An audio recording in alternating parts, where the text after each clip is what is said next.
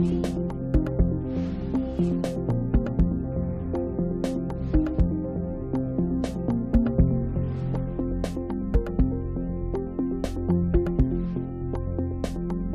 de la patria. El señor secretario dará lectura a la cuenta. Señor presidente, no hay cuenta para la presente sesión. Entonces no se ofrece la palabra sobre la cuenta. Supongo que no tenemos varios, ¿no? ¿Hay un varios? Presidente, solo preguntar, ¿se acuerda que quedamos con algunos proyectos que iban a hacer en sesiones y quedaron en nada? Los domingos, la ley Karen, o sea, esta de justamente que tenía que ver con el convenio de la OIT, sí, yo se lo recuerdo, porque a mí todo el tiempo la familia y muchas personas están recordando que cuándo se va a ver ese proyecto, que además que es bastante rápido. Gracias. Muy bien, buscaremos una forma de ver los distintos proyectos. Quiero tomar el siguiente acuerdo con ustedes, si les parece, que tengamos una sola vez a la semana varios, como vamos a tener 3 sesiones, la sesión de la tarde de los días...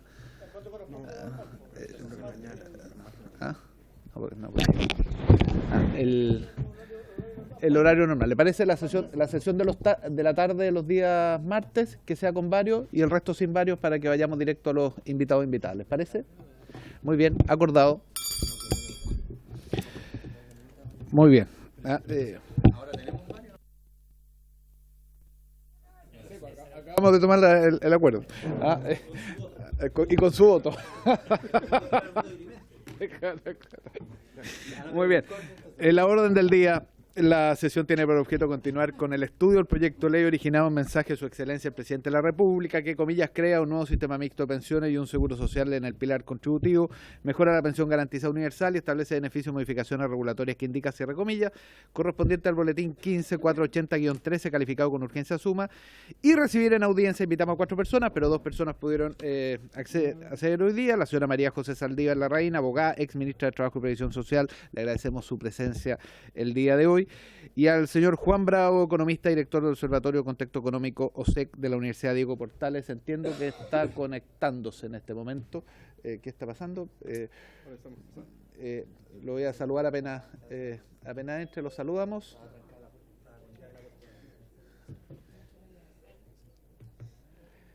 Vamos a ver. Muy bien, y le damos también la bienvenida al señor Juan Bravo, economista, director del Observatorio Contexto Económico SEC de la Universidad Diego Portales. Le agradecemos su presencia también. Por supuesto, hoy día nos acompaña el señor subsecretario de Previsión Social, señor Cristian Larraín. La señora ministra Janet Jara está en este momento en Comisión de Hacienda por el tema reajuste, entonces en función de eso se incorporaría o no a la reunión. Como hoy día tenemos solo 2 invitados, van a tener la suerte, o no sé si la suerte, depende de cómo lo hayan preparado, de tener más tiempo que lo que le hemos entregado a los demás invitados. Entonces, partimos con la señora María José Saldívar, en el orden de 20 minutos de exposición, después con el señor Juan Bravo, otros 20 minutos de exposición, y después las preguntas, comentarios de los diputados y diputadas. Señora Saldívar, muy bienvenida. Usted conoce esta comisión, ha estado varias veces, conoce también del tema de pensiones, tiene la palabra. Tienes que... Tiempo ya fuera. Yo mandé una presentación ayer, no sé si estará disponible.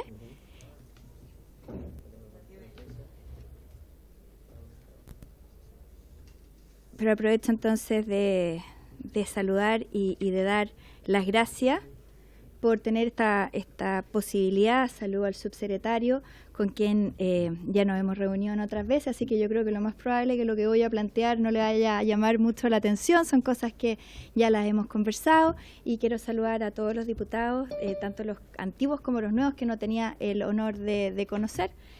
Y básicamente esta presentación yo la hice pensando en tener un tiempo acotado, también para dar la posibilidad de hacer preguntas. Y sigo rellenando. Descuenten el tiempo, presidente. Igual que en el Mundial, el VAR está descontando en este momento el tiempo. No, muy se bien. Si no me van a hacer que hable más rápido, como en los comerciales. Estoy esperando que tener la presentación.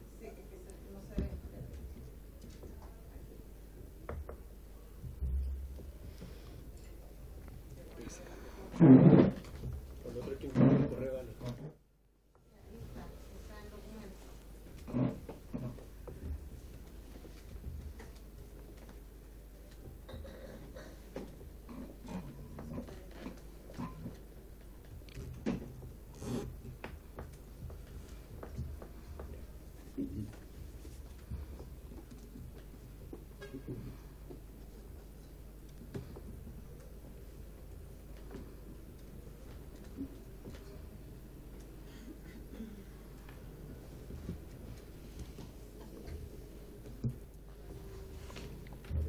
La memoria de los computadores. Tanto lento como sale ese PowerPoint. Más lento que el caballo hermano.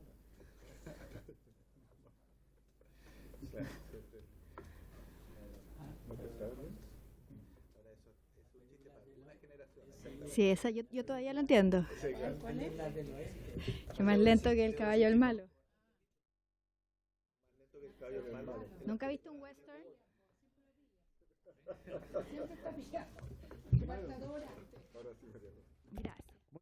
Entonces ya fue cargada la presentación. Adelante.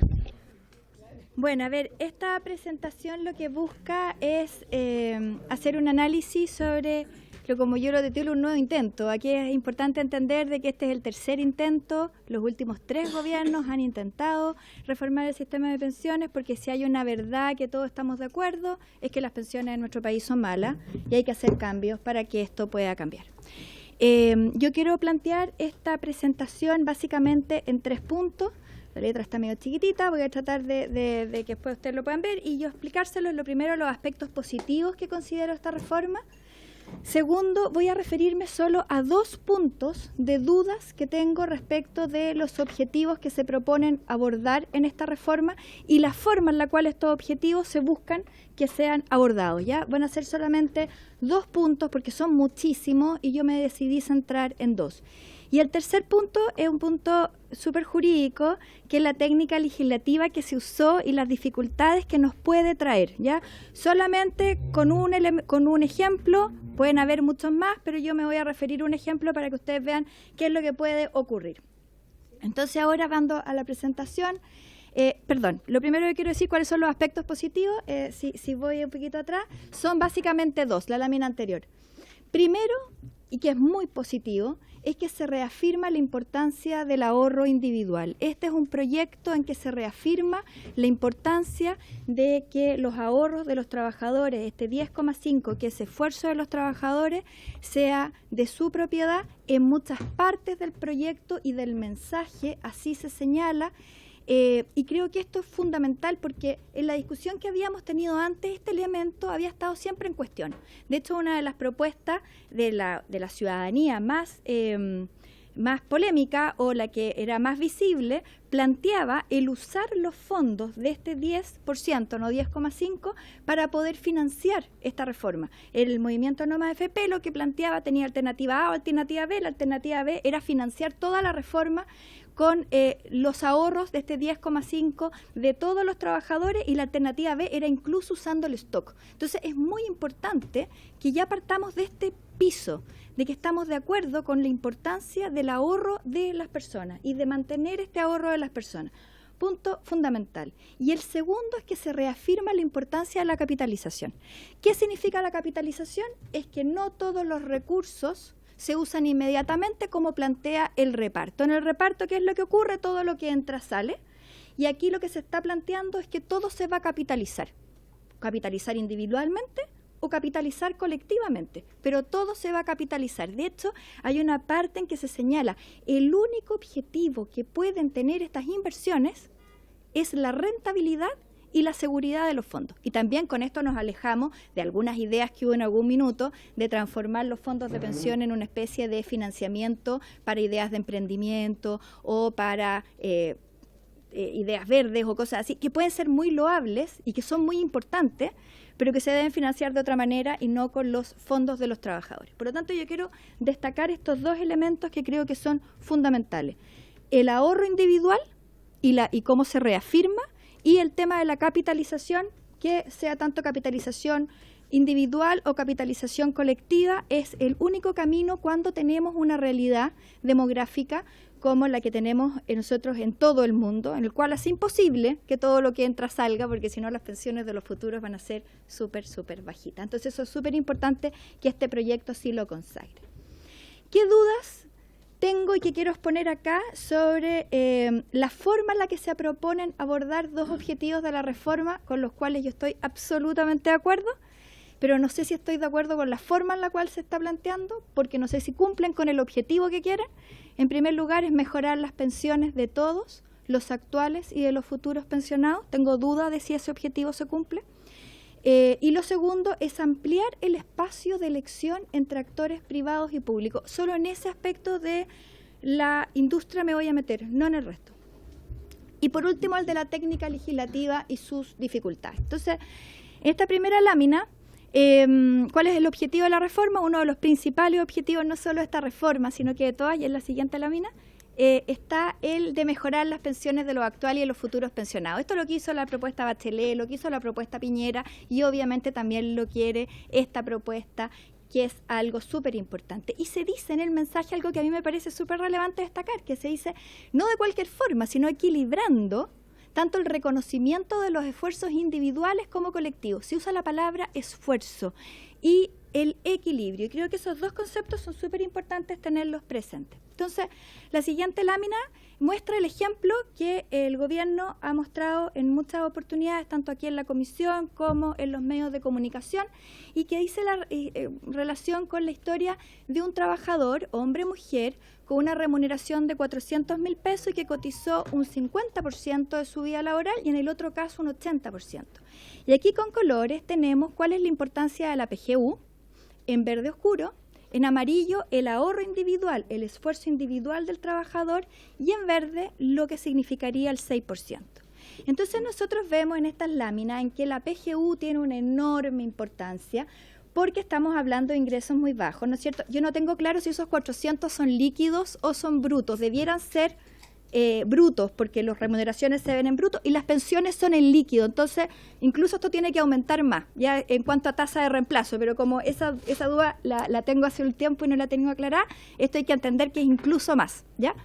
Pero entonces el ahorro individual, el esfuerzo, claro, una persona que ahorró el 50% de su vida, es bastante menor en relación a lo que es la pensión garantizada universal. En el caso de quien cotizó el 80% de su vida, por cierto, es mayor o equivalente a la pensión garantizada universal, y este 6% equivale aproximadamente a un tercio de lo que ahorró en forma individual.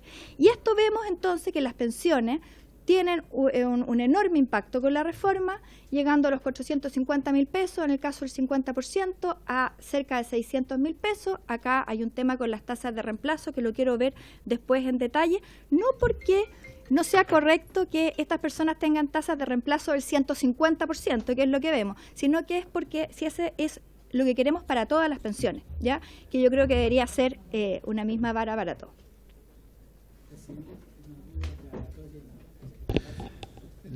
No estamos interrumpiendo a los invitados, así que... Es que este es el ejemplo de ustedes. Esto es copiado el ejemplo, lo saqué y le puse los colores para que se destacara más. No, es que es el ejemplo de ustedes, el que ustedes han mostrado. Sí, pero el subsecretario, no estaba interrumpiendo a ninguno de los invitados. Entonces, no, después esto tomé la lámina que ha salido y que se ha publicado muchas veces. No lo sé cuál de los dos, pero esta es la que ustedes han puesto en muchas oportunidades en las presentaciones. Lo tomé tal cual. La siguiente lámina es donde uno dice, bueno, ¿qué ocurre? Se mejoran las pensiones de todos y lo que no tenemos duda es que se van a mejorar las pensiones de los actuales pensionados. Eso no hay ninguna duda. ¿Por qué? Porque inmediatamente se le inyectan recursos con este aumento de la PGU y también se inyectan importantes recursos con el 6% con la garantía por año cotizado. Por lo tanto, eso está súper bien. Y también sabemos que se mejoran de manera súper significativa las pensiones de las personas de ingresos más bajos. Pero ¿qué pasa? O hagamos el análisis respecto de los otros casos, ¿ya? ¿ya? Entonces, la siguiente lámina, ¿qué pasa con las personas de ingresos medios?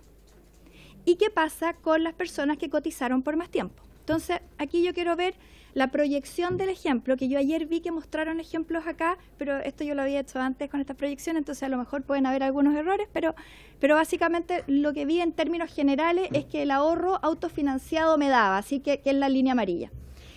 Una persona con 1.600.000, que efectivamente es aproximadamente el 18% de los chilenos ganan 1.800.000 o más, ya es un número bien reducido, pero es la realidad de los funcionarios públicos, es la realidad de los profesores universitarios, es la realidad de la clase media en nuestro país. Más o menos, según los datos del INE. Ahora, hay bastante, porque la CACEN me dice que está en el 10%, pero son los datos del año 2017, los que yo pude ver, así que, pero estamos hablando de gente que tiene más altos recursos, pero convengamos que una persona, una mujer, que es una trabajadora, por ejemplo, del sector público, que tiene 2 hijos, con 1.600.000, con la realidad de la inflación que hay hoy en día, chuta, el supermercado ya la deja bien apretada para el resto de las obligaciones. Por lo tanto, este es un ejemplo que yo considero que es importante ver. Bueno, en este caso, si la persona cotizó el 50% de su vida, hoy en día tiene una tasa de reemplazo que está bajo el 50%, ¿no es cierto? Y con la reforma, por cierto que la aumenta. Pero si ustedes ven la incidencia de la pensión garantizada universal, el ejemplo de del 50% es bastante menor que lo autofinanciado, y es lógico que así sea, porque tenía un ingreso muy alto. Pero el 6%, si ustedes ven, en vez de ser 1/3 del esfuerzo individual, es como 1/4 o menos de 1/4. O sea, baja considerablemente. Y si lo vemos en el caso de la persona que fue súper responsable porque trabajó toda su vida y cotizó durante toda su vida, siempre trabajó cotizando, con esta propuesta se le elimina prácticamente la pensión garantizada universal.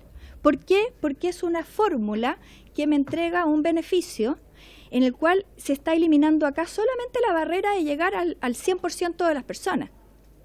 Pero no estoy eliminando la barrera de que tengan pensiones inferiores a 1 millón de pesos, ni a la disminución que hay entre los 600.000 y el millón. Eso entonces produce que, si nosotros vemos en la siguiente lámina, que con estas personas de ingresos medios altos o con alta densidad de cotizaciones no se les dé PGU o se les dé menos, llegando al absurdo que una persona del 1% más rico que nunca en su vida cotizó, que nunca en su vida estuvo dentro del mercado formal, le van a depositar a los 65 años de edad 250.000 pesos en su cuenta corriente que ni siquiera se va a haber dado cuenta. En cambio, un gallo de 1.600.000 pesos, 1.800.000 pesos, 2 millones de pesos, no le van a depositar absolutamente nada si cometió el error de cotizar el 80% del tiempo. Esto de acá el error entre comillas. Por lo tanto, es un fuerte desincentivo para la clase media. En segundo lugar, se les va a dar un porcentaje menor de su 6% y bastante menor que lo que se le da a la persona de menores ingresos, que tiene lógica porque uno siempre tiene que hacer solidaridad con las personas que tienen menores ingresos. Pero el problema es cómo dejamos la foto al final, y eso es también lo que quiero mostrar después. Y en definitiva, ¿qué es lo que ocurre con las personas de ingresos medios altos o con alta densidad de cotizaciones? ¿Que se le van a mejorar las pensiones? Sí, nadie puede decir lo contrario, pero va a ser mucho menos de lo que aspiran, de lo que esperan y de lo que creen que les va a pasar producto de lo que han estado oyendo en la prensa. Y vamos a repetir entonces que muchas personas de clase media que van hoy día a cobrar la PGU porque cumplen con todos los requisitos, no les está llegando por la forma en la cual se ha aplicado la focalización, ¿ya? Entonces creo que aquí hay un punto que es importante considerar. Y si vamos a la siguiente lámina, es donde yo les quiero mostrar. Perdón, hay una lámina anterior. Estas son las tasas de reemplazo de una persona con un ingreso de 400.000 al 50%, 400.000 al 80%, de 1.600.000 al 50% y de 1.600.000 al 80%. Es súper bueno que nosotros podamos estarle garantizando una tasa de reemplazo del 150% aproximadamente a las personas de 400.000 pesos. Si eso uno no se opone. Lo que pasa es que con esta reforma y tal como se está planteando, estamos generando que las personas, que una mujer con 1.600.000, funcionaria pública que cotizó el 80% de su vida, tenga una tasa de reemplazo del 60%. Y aquí hay una cosa que es súper clara. Todas las personas vivimos en relación a nuestros ingresos y tenemos gastos en relación a nuestros ingresos. Decirle a una persona que al momento de jubilar le va a aumentar en un 50% el sueldo que tenía antes es una excelente noticia, que tiene otros efectos en el mercado del trabajo, laborales y demás. Pero decirle a una persona que después de una reforma que supuestamente le iba a mejorar las pensiones a todos, que su tasa de reemplazo va a seguir así, es súper complejo, creo yo.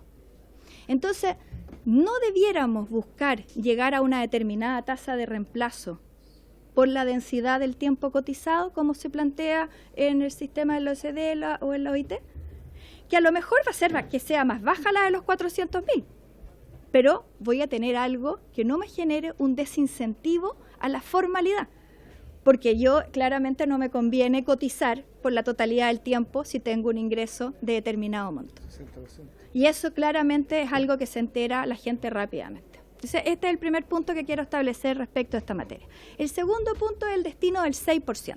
¿Ya? Nosotros sabemos que el 6% se va a distribuir de la siguiente manera, y esto está en la ley. Un 4,2% va a ir al beneficio nacional personal. El 70% del 6% se registra, ¿no es cierto?, a nombre de cada uno. Un 1,8% se registra y se entrega este beneficio de compensación de ingresos, ¿no es cierto?, que se divide por cabeza entre todas las personas de menores ingresos. Pero este seguro social me entrega otros 5 beneficios. Uno lo eliminé porque la verdad que se financia con el seguro de cesantía, por lo tanto no se financia por este lado y no debiera estar en esta parte, y esto es algo que se tomó del proyecto Bachelet y del proyecto Piñera. Pero dicho sea eso, hay otros 4 beneficios: la garantía por años cotizados, la maternidad, el cuidado y el género. Y esos 4 beneficios, ¿cuál es la fuente de financiamiento? Si el 6 ya me lo gasté completo. La fuente de financiamiento justamente está en la tasa de interés, que no voy a reconocer al otro 6%. Y si vamos más adelante, lo que se nos ha planteado es que estos recursos van a ser una propiedad colectiva, ¿no es cierto? Y que entonces va a haber una propiedad colectiva sobre el 6%. Y aquí hay una crítica bien fuerte, porque en verdad si la propiedad es colectiva, es solamente entre todos los que son parte de ese mismo grupo, ¿no es cierto? Es una propiedad entre el grupo. Eso significa propiedad colectiva. Pero la verdad de las cosas es que en este proyecto, esto es un poco de caricatura, pero creo que sirve para graficarlo, la propiedad colectiva es solo sobre el árbol, pero no sobre los frutos que produce el árbol. Porque si fuera también sobre los frutos que produce el árbol, solo se distribuirían entre quienes hayan contribuido. Y si vemos en el caso más adelante, vamos a ver entre quiénes se distribuye este 6% y sus frutos. Sí se va a distribuir, o sea, sí se distribuye entre los que cotizaron y que contribuyeron, el 4,2 nacional, eso no hay duda, el 1,8 de la compensación por ingreso, pero en la garantía por año cotizado ya empezamos a tener problemas, porque se le entrega también a las personas que no cotizaron y que sí cotizaron en el sistema antiguo, ¿no es cierto? O sea, en el sistema del decreto de ley 3.500. Esta garantía es el 0,1, que puede llegar hasta 3 UF, lo cual uno puede interpretarlo de forma amplia y decir, bueno, pero si eran parte del sistema, entonces sí entiendo que se debería considerar que uno lo puede conceder. Lo segundo es el beneficio de compensación de género, que lo mismo también se le va a entregar a todas las mujeres inmediatamente, hayan cotizado para este 6 o no hayan cotizado para este 6, o hayan cotizado muy poquito, pero también la misma lógica, es en base a sus contribuciones. Pero donde sí que no hay absolutamente ninguna relación de contribución es con el beneficio de maternidad y beneficio de cuidado y dependencia, que es donde yo sí quiero poner un poquitito más de foco. El beneficio de maternidad se le entrega a cualquier, y aquí voy a ser bien cuidadosa con las palabras, a cualquier padre, porque después viene el tema de la corresponsabilidad, que a mí por lo menos me causó bastante sorpresa. A cualquier padre que tenga un hijo nacido vivo o adoptado que haya contribuido al menos una vez. No es necesario haber contribuido absolutamente más. Y el beneficio que se da son 24 meses de cotizaciones calculados de una determinada manera, que es en base al ingreso promedio y con una determinada tasa de rentabilidad, y eso con la mediana, y eso es. Según lo que ha dicho el gobierno, este beneficio en el caso de la maternidad ascendería, sin mal no lo entendí yo, por 2 hijos a 23.220 pesos. O sea, si tengo 2 hijos, me darían 23.220. Si tengo uno, la mitad. Yo puse el número porque era el ejemplo nuevamente para que no lo hiciera yo. Y si no, se multiplica. 23,22, 23.220 equivale a 7 años aproximadamente de cotizaciones, de años de cotizaciones. ¿Ya? Porque 0,1 UF por año me da un número que es similar a estas 23, 6,6 años de cotización. Para alguien que nunca ha cotizado dentro del sistema, ¿ya?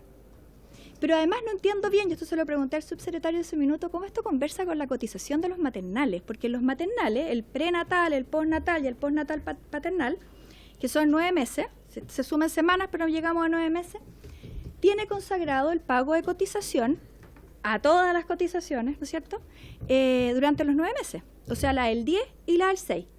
Entonces yo voy a recibir un beneficio doble, la que recibo por ser durante mi época que estoy con el pre y postnatal parental, más o este va a ser solo para las que no tienen el otro beneficio, lo cual sería bien injusto, porque serían 24 contra 9 y las del 9 sí aportaron. O sea, yo supongo que es para todas, pero estaríamos dando la misma causa, el mismo beneficio, lo cual suena un poco extraño. Y por último, el tema de la corresponsabilidad, yo acá de verdad no lo logro entender y me encantaría que me lo explicaran, porque la ley establece, o la ley fomenta la corresponsabilidad solo en el caso de las familias homoparentales. Dice que si es que un niño nace en una familia homoparental, es decir, mamá, mamá, papá, papá, este beneficio de 24 meses se divide entre mamá, mamá, papá, papá. Pero si el niño nace en una familia heteroparental, que es la gran mayoría de los niños en Chile, el beneficio se le da exclusivamente a la mujer. A mí como política pública, si queremos fomentar la corresponsabilidad, no tiene nada que ver con el tema previsional, me parece que al menos es cuestionable que solo fomentemos la corresponsabilidad en las familias homoparentales. Lo dejo ahí planteado.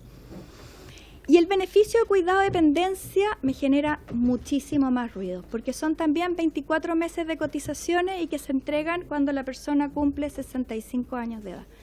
Chuta, aquí yo me hago 2 preguntas bien de fondo. ¿Es suficiente y es oportuno? O sea, ¿es suficiente 24 meses de cotizaciones? O sea, 17.000 pesos aproximadamente para una persona que ha cotizado que cuidó a un adulto mayor o que cuidó a un niño con dependencia severa o moderada cuando cumple 65 años de edad. ¿Con eso yo soluciono el problema de la dependencia? ¿Es oportuno entregarlo cuando tiene 65 años de edad, si es que en verdad el cuidado lo hizo probablemente entre los 25, 40, 50 años? Yo ahí creo de verdad que este es un beneficio que es súper importante tenerlo presente, que el presidente Sebastián Piñera lo presentó como un seguro de dependencia y como un subsidio de dependencia, que era durante todo el tiempo que la persona, que este caso es cierto, era solo para los adultos mayores de 65 años de edad, estaban en situación de dependencia severa o moderada, por lo menos entonces duraba mucho tiempo, muchos meses, y los montos estábamos hablando de mínimo 3 UF, o sea, mínimo 105.000 pesos, llegando a poder ser de hasta 200.000 pesos. Y se financiaba de manera similar a lo establecido por la presidenta Bachelet en Ley Sana. Estoy lista, me quedan 2 minutos. En la Ley Sana, ¿cómo se llama esto? Que es a través de una cotización de todos los trabajadores. Segundo punto, aquí voy a volar porque quiero que alcanzar. Y me quedan 2 temas súper relevantes, perdón. La siguiente lámina. Me quedan 5, ya, 5. Ya, ¿incentiva la cotización este proyecto de ley? La verdad es que no la está incentivando como debiera. ¿Por qué? Porque se entregan beneficios del 6% sin haber cotizado. Porque se permite, nunca antes se había permitido, cotizar para el 6% sin estar obligado a cotizar el 10,5%. Todos los trabajadores independientes que no emiten boletas de honorario podrían cotizar el 6,5 sin cotizar el 10,5. No lo había visto antes. No se incorporan nuevos grupos de cotizantes. Todos los independientes informales, los que declaran renta efectiva, los que pagan PPM, renta presunta, ninguno se incorpora. Y al universalizar el pilar solidario, sin eliminar este parámetro de pensión máxima, yo castigo a todos los trabajadores que tienen ingresos medios altos y que tengan altas cotizaciones. Por lo tanto, fomento muchísimo la informalidad y el no cotizar. La siguiente lámina. El segundo objetivo de la reforma que yo quería entrar a cuestionar es el de perfeccionar el sistema a cargo. Y esto en el mensaje se señala. La reforma tiene como objetivo mantener un elemento altamente valorado por las personas afiliadas al sistema, que es la capacidad de elección en la gestión de su cotización individual. Amplía el espacio de elección entre nuevos inversores de pensiones privados y el público. Y yo quiero ver si realmente existe esto. Y aquí les voy a mostrar algunas normas. La siguiente lámina. ¿Existen verdaderamente las condiciones para que hayan privado? Y aquí tengo 5 temas que yo creo que son importantes analizar. En primer lugar, el IPA va a administrar todo el 6% más el 10,5% de quienes quieran o no digan nada. Y esto genera economías de escala por un mayor volumen administrado. Segundo, al IPA le llegan todos los recursos por defecto. No tiene que hacer gastos en captar afiliados. Tercero, los privados tienen prohibida la fuerza de venta y tienen súper limitada la publicidad. Van a ser absolutamente desconocidos y van a tener serias dificultades para darse a conocer. Cuarto, a los privados se les exige tener al menos 10 fondos generacionales activos, tengan o no afiliados en esas cohortes. Es un gasto que es absolutamente alto y puede ser innecesario si no tengo las personas. Y quinto, a los privados se les va a exigir administrar los APB en los fondos generacionales y no así a los otros actores privados que sí pueden administrar APB y por lo tanto las condiciones y las reglas del juego no van a ser iguales. Yo en este punto creo que es súper relevante que se le tome la opinión a todos quienes son los posibles privados si con estas reglas realmente quieren participar o no. Por de pronto el presidente de la Asociación Gremial de Aseguradores ya dijo el fin de semana que la verdad es que con estas condiciones era muy difícil poder entrar porque no había igualdad de condiciones. La siguiente lámina. Bueno, y puede haber libertad si no hay alternativa, la verdad que es imposible. O sea, si no hay privados y realmente privados que nos den garantía, es imposible entonces que haya libertad. Y el último punto es la derogación del decreto ley 3500 como técnica legislativa.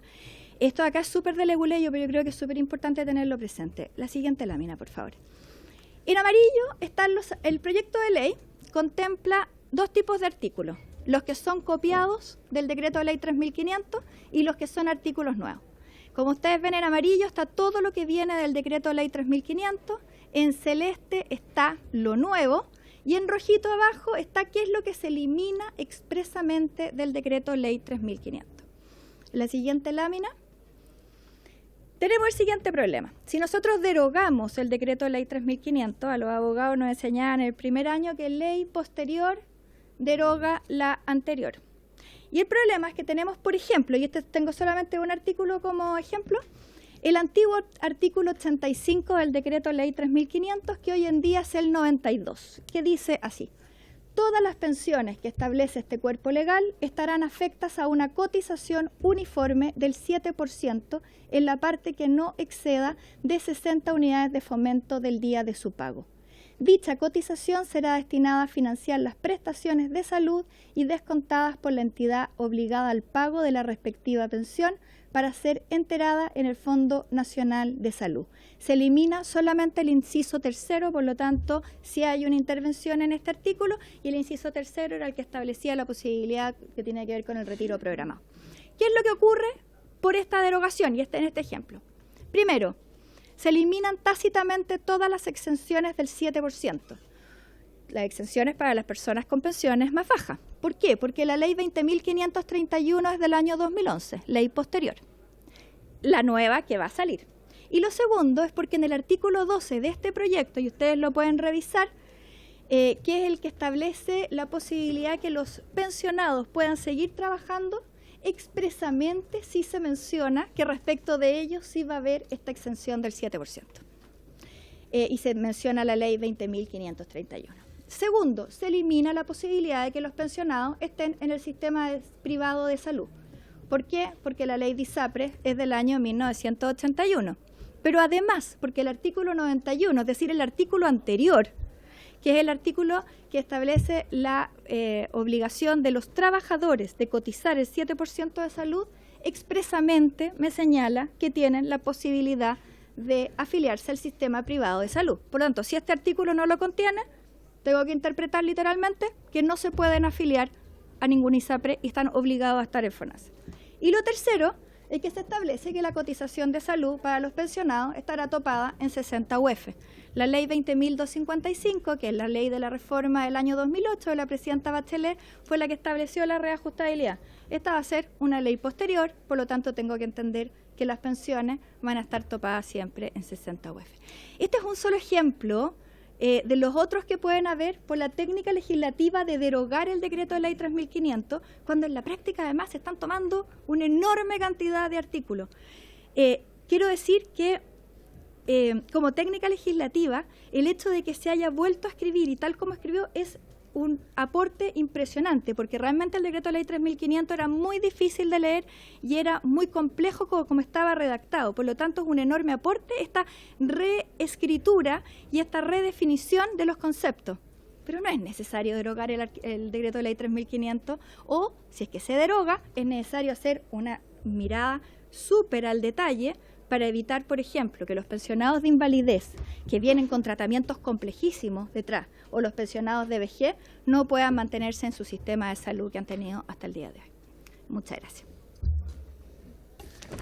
Bien, le damos muchas gracias a la exposición de la señora María José Saldívar, abogada y ex ministra del Trabajo y Previsión Social. A los parlamentarios que llegaron un poco más tarde le dimos más tiempo que el que habíamos acordado antes, porque solo tenemos 2 invitados y no 4, así que le agradecemos su exposición.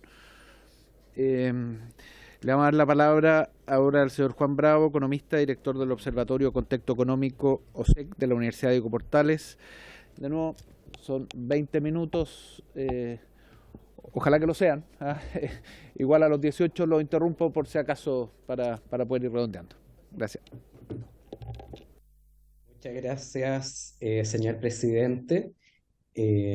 Quiero agradecer la invitación por parte de la Comisión de Trabajo y Seguridad Social para poder dialogar, ¿cierto? Y poder analizar esta reforma previsional.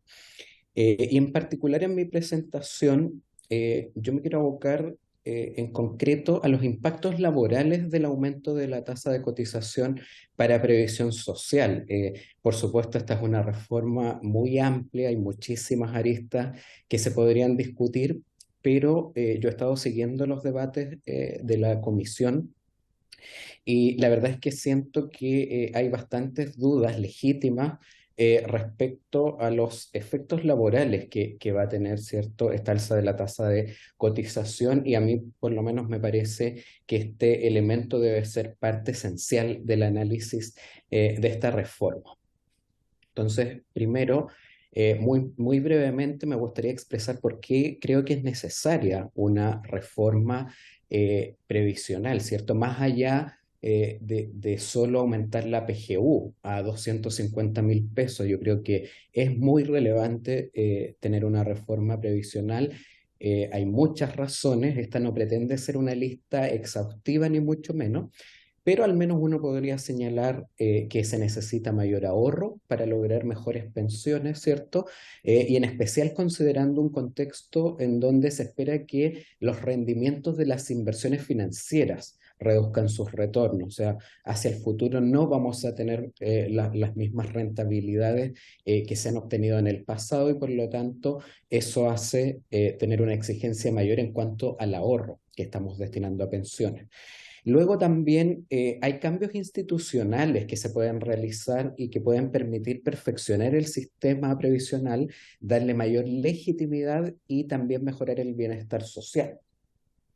Y en ese contexto, entonces, hay cambios en la organización industrial que se pueden realizar, que permitan abordar los problemas de mayor competencia, de las utilidades sobrenormales de las AFP, la excesiva toma de riesgos en fondos de seguridad social. Estos son fondos de seguridad social, entonces, si bien hay que tomar riesgo para ganar retorno, ¿cierto? Siempre hay que considerar que esa toma de riesgos no puede ser extrema o excesiva como ocurre hoy con ciertos multifondos, como ocurre el Fondo A. Los efectos perniciosos de los traslados de fondos en muy corto tiempo, en fin, hay muchos cambios institucionales que se pueden realizar para mejorar el sistema. También tenemos temas de que hay un desigual acceso a pensiones. muchos de estos problemas, por supuesto, vienen de otros problemas estructurales, pero que también son de largo aliento, pero un diseño adecuado de reforma previsional puede contribuir a atenuar esos efectos negativos, y eso tiene que ver, ¿cierto?, con que no todas las personas tienen la misma posibilidad de acceder al mercado laboral formal, ¿cierto?, y cotizar de manera continua. Y entonces una reforma previsional puede al menos tratar de abordar ese acceso desigual a pensiones.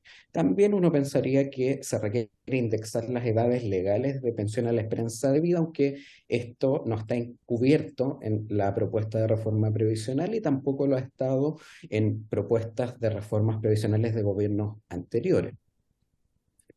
Y ahora ya entrando en materia, entonces, dicho eso, entonces me gustaría hacer un análisis del aumento de la tasa de cotización para previsión social y para poder analizar los efectos que tiene un aumento de la tasa de cotización. Lo primero que es necesario entender es por qué un alza de la tasa de cotización debe ser entendida como un impuesto al trabajo. Y la razón principal es que la mayoría de los trabajadores no valoran en la misma cuantía los beneficios futuros que van a obtener por pensiones, ¿cierto?, generados por las cotizaciones en comparación a contar con ese dinero hoy. Y entonces eso lleva a que desde una perspectiva económica, al menos una porción de las cotizaciones siempre va a ser considerada como un impuesto.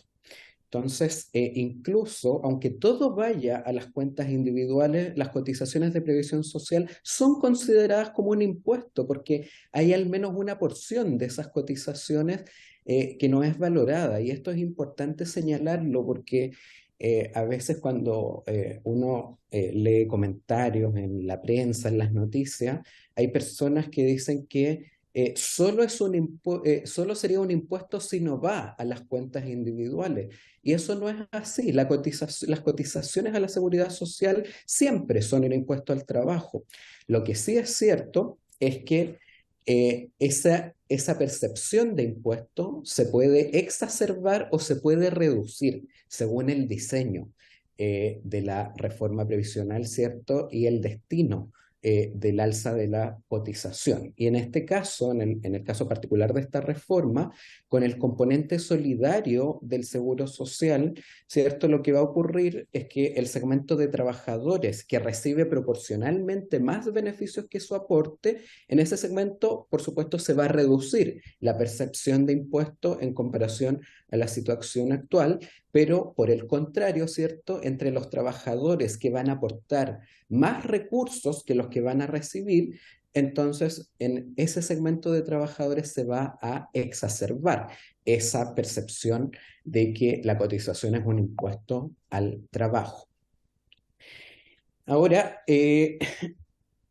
justamente ahondando en este punto, una de las razones que lleva a que algunas relaciones laborales se desarrollen bajo condiciones de informalidad es precisamente eludir las cotizaciones a la seguridad social. Y ahí, por ejemplo, hay un libro bien completo del Banco Mundial desarrollado por autores como Perry y Maloney, donde ellos analizan profundamente las causas de la informalidad laboral, y cuando uno ve entonces por qué ocurre esto tiende a concentrarse en trabajadores de muy bajos ingresos y en microempresas. Ahí es donde se suelen desarrollar condiciones de informalidad, y eso, por supuesto, es entendible en un contexto donde trabajadores que ganan bajos ingresos, obviamente, para ellos es más costoso tener que destinar una porción de sus ingresos laborales que ya son bajos a cotizaciones que las van a ver en un futuro lejano. Y por lo tanto, entonces, se desarrollan relaciones laborales de carácter informal justamente para eludir las cotizaciones previsionales. Y aquí lo que tenemos en esta lámina es la situación actual de Chile al trimestre agosto-octubre 2022. Estas son las últimas cifras del INE. Y lo que nos dice es que hoy día tenemos casi 17% de los trabajadores dependientes del sector privado en Chile que son informales. Entonces, ¿qué significa un trabajador dependiente que sea informal? Significa que esos trabajadores ejercen sus actividades bajo subordinación, o sea, tienen jefe, cumplen horarios, cumplen órdenes, pero que el empleador no le paga las cotizaciones de salud o de vejez en función de ese vínculo laboral. Y la verdad es que esta cifra hoy en Chile es bastante grande. Estamos hablando de que en la última cifra tenemos 935.000 trabajadores dependientes del sector privado, pero que son informales desde un punto de vista, ¿cierto?, de su clasificación laboral, precisamente por esta elusión de cotizaciones. Ahora, por supuesto, no quiero decir que la elusión de cotizaciones sea la única razón de la informalidad laboral. La informalidad laboral tiene muchas causas, pero sí está documentado que esta es una de las razones que lleva a la informalidad laboral. Ahora ya entrando en la incidencia de la nueva cotización del 6%. Entonces, aquí es bien importante comprender que usualmente el responsable legal de un impuesto no es distinto a quien va a soportar la carga del impuesto. Y esta es ¿cierto?, la diferencia entre lo que es la incidencia legal, o sea, lo que dice la ley, versus la incidencia económica, o sea, quién realmente va a tener un impacto en sus ingresos para poder costear esta alza de cotización. Y la incidencia económica de un impuesto al trabajo depende de las elasticidades de la oferta y de la demanda por trabajo. Entonces, lo que nos dice la teoría económica es que la incidencia recae más en la que sea más inelástica. ¿Y qué significa eso? Entonces, que quien sea menos sensible a los cambios en el salario, entonces en esa parte va a recaer más la incidencia de un impuesto. Y en principio, ¿cierto?, uno de inmediato esperaría que los trabajadores tengan menor capacidad de respuesta ante cambios en el salario porque dependen de su trabajo para generar ingresos. Por lo tanto, ¿cierto?, aunque se pongan impuestos, hay que trabajar y por lo tanto, entonces, probablemente la capacidad de respuesta de los trabajadores es menor que la capacidad de las empresas cuando hay cambios en el salario. Entonces, para entender mejor este punto, aquí es importante acotar que la incidencia legal solo es relevante en el corto plazo, pero en régimen, o sea, cuando ya la reforma esté operando, lo relevante va a ser la incidencia económica.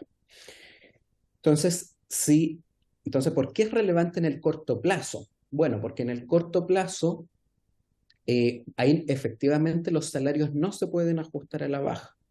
Por lo tanto, si el alza de la tasa de cotización, yo dijera, mira, opera de aquí a mañana va a subir la tasa de cotización en 6%, se ocurriera de manera instantánea, entonces ahí lo que ocurriría es que habría un efecto negativo en el empleo, porque un alza de la tasa de cotización que por ley dice que la tiene que soportar el empleador, entonces implicaría un aumento de los costos laborales, pero sin mayor productividad laboral.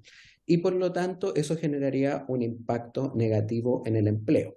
Y por eso, entonces, la gradualidad es positiva. Yo valoro que esta sea una reforma que se realice con gradualidad porque eso permite reducir justamente los efectos negativos sobre el empleo formal. Pero esto en ningún caso anula los efectos colaterales negativos. Entonces, lo que permite la gradualidad es que el ajuste ocurra a través de los salarios en vez de el empleo, lo cual desde un punto de vista social usualmente es considerado mejor, ¿cierto? Usualmente desde un punto de vista social se prefiere que las personas mantengan los empleos, ¿cierto? Aunque haya algún ajuste en promedio en los salarios. Entonces, bueno, ¿cómo se materializa en la práctica este ajuste salarial si es que la ley dice que es el empleador el que soporta la carga de este impuesto al trabajo? Bueno, en la práctica lo que ocurre es que entre los trabajadores actuales, los que ya están contratados, ese ajuste salarial, ¿cómo se materializa en el tiempo? A través de menores reajustes salariales futuros. Entonces, si se le iba a reajustar a un trabajador un 5%, bueno, quizás se le va a reajustar menos, un 4%, un 3%, entonces eso se va traspasando al trabajador, a los trabajadores actuales, vía menores reajustes salariales.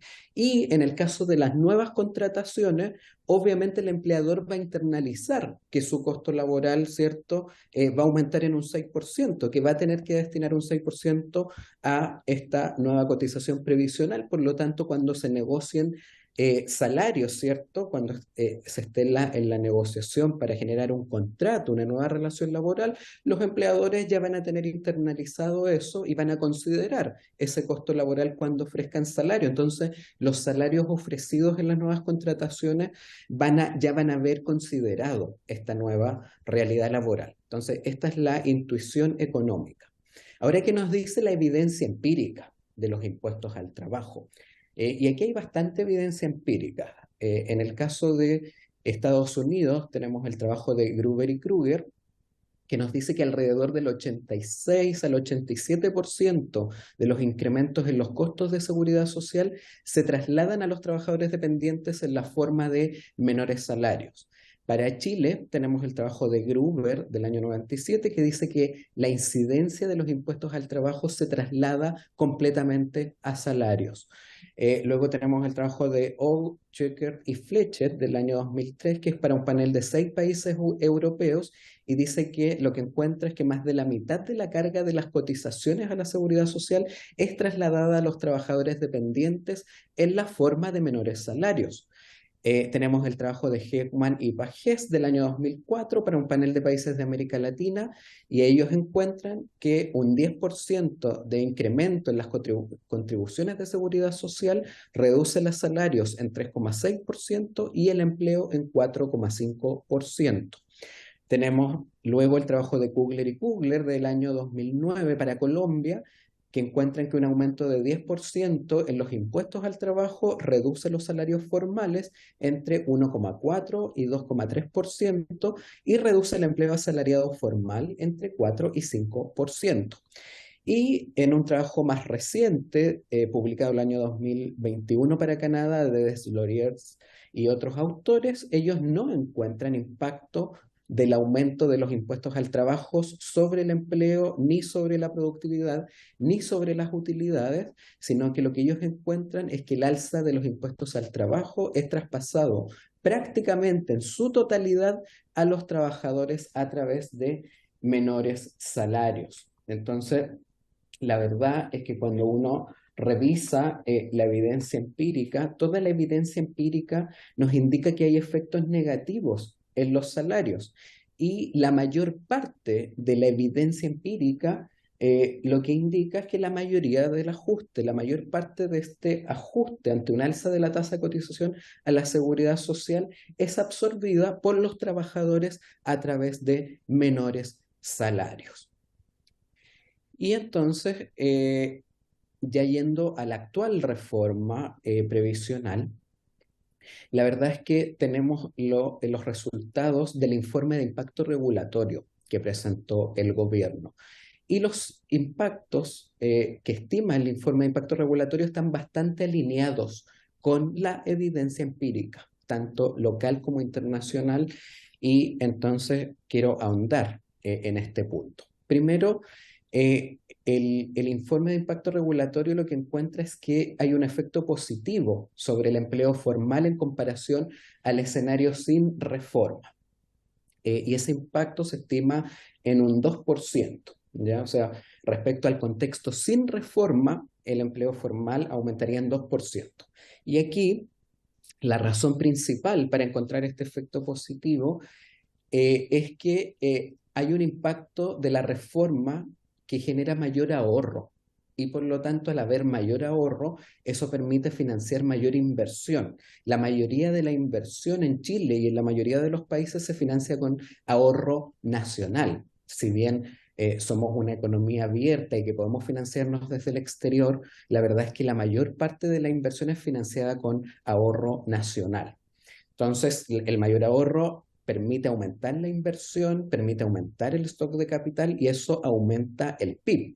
y por lo tanto al aumentar el crecimiento económico se estimula la creación de empleo formal. A mí la verdad es que este efecto no me causa ninguna duda. Hay evidencia de que cuando se implantó el sistema de capitalización individual del año 81, ¿cierto? La evidencia muestra que aumentó el crecimiento económico justamente por estos efectos y eso tiene un impacto positivo sobre la generación de empleo formal. Y una segunda razón de por qué se encuentra este efecto positivo en el empleo formal, aunque probablemente es secundario en comparación al efecto de mayor crecimiento económico, es la reducción que genera este diseño de reforma sobre el efecto impuesto, ¿cierto? Esta percepción de impuesto entre los trabajadores, porque el seguro social entrega beneficios condicionados a la formalidad laboral. La mayoría de los beneficios que otorga el Seguro Social están condicionados a la formalidad laboral. Hay que cotizar en un empleo formal para obtener esos beneficios. Y como los beneficios son mayores para los trabajadores de menores ingresos y que contribuyen menos, ¿cierto? Y que tienen mayor propensión a la informalidad laboral, entonces justamente en ese segmento es donde se reduce el efecto impuesto. Entonces hay un incentivo, ¿cierto? Un efecto incentivo que también logra estimular la formalidad laboral. Si bien hay un efecto desincentivo para los trabajadores de mayor ingreso, es poco probable que esos trabajadores pasen a la informalidad laboral. Ahora, lo que también dice el informe de impacto regulatorio es que la masa salarial líquida cae 2,1% respecto al contexto sin reforma en el largo plazo, ¿ya? Y la masa salarial líquida, según el informe de impacto regulatorio, estas no son mis estimaciones, es el informe de impacto regulatorio, dice que la masa salarial líquida cae 2,1% en comparación al escenario sin reforma. ¿Y qué es la masa salarial líquida? Para entenderlo, es el empleo formal multiplicado por el salario, o sea, es todo el ingreso laboral generado por el empleo formal. Y por lo tanto, eso significa que la variación porcentual de la masa salarial líquida formal se puede descomponer en la variación porcentual de los salarios líquidos más la variación porcentual del empleo formal. Por lo tanto, implícitamente, las estimaciones del informe de impacto regulatorio implican que hay un efecto negativo en los salarios líquidos del 4,1%, porque si el empleo formal agregado aumenta en un 2%, entonces para que se cumpla que la masa salarial líquida cae en 2,1%, hay un efecto negativo en los salarios líquidos de 4,1%. Entonces, la reforma previsional es necesaria. Yo lo dije al principio, creo que es necesario hacer una reforma previsional, pero hay un impacto negativo en los salarios líquidos que es necesario reconocer, ¿ya? Y creo que en eso no se ha sido tan claro en explicitar este impacto negativo en los salarios líquidos.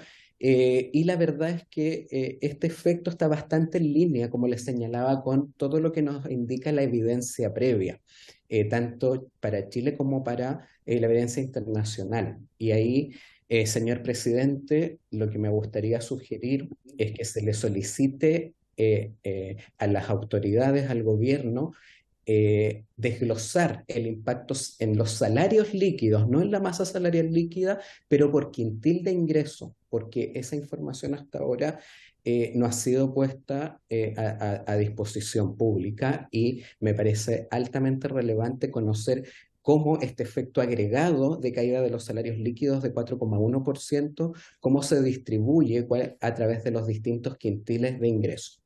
Y para terminar, Estimado señor Bravo, estamos en los 20, ¿no? Para ir ya, redondeando. esta es la última lámina, aquí termino. Muy bien. Entonces, terminando ya con mi exposición, quisiera hacer un punto respecto a la solidaridad intergeneracional versus la solidaridad intrageneracional. Entonces, ¿dónde ponemos los esfuerzos? Y aquí, ¿cuál es el parámetro de comparación? ¿La línea de pobreza o el salario mínimo? Y la verdad es que uno en realidad siempre debería estar comparándose, el umbral más objetivo es la línea de pobreza, porque mide directamente el umbral que permite garantizar la satisfacción de las necesidades elementales. Y con el aumento de la PGU a 250.000 pesos, la verdad es que se garantiza cubrir la línea de pobreza a todos los pensionados.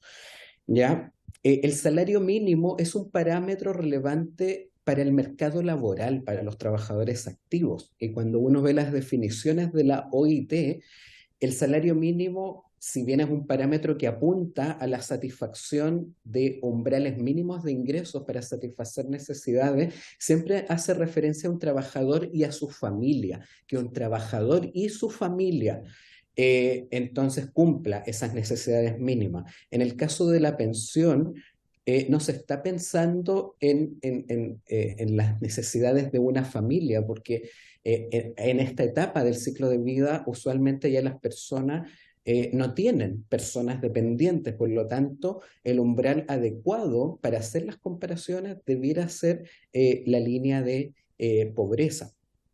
Y entonces cuando uno se va al segmento de los trabajadores dependientes formales, la verdad es que no todos los trabajadores dependientes formales logran superar la pobreza, a pesar de que existe un salario mínimo. Según la CACEN 2020, el 3,5% de los trabajadores dependientes y formales, ojo, del sector privado están en situación de pobreza.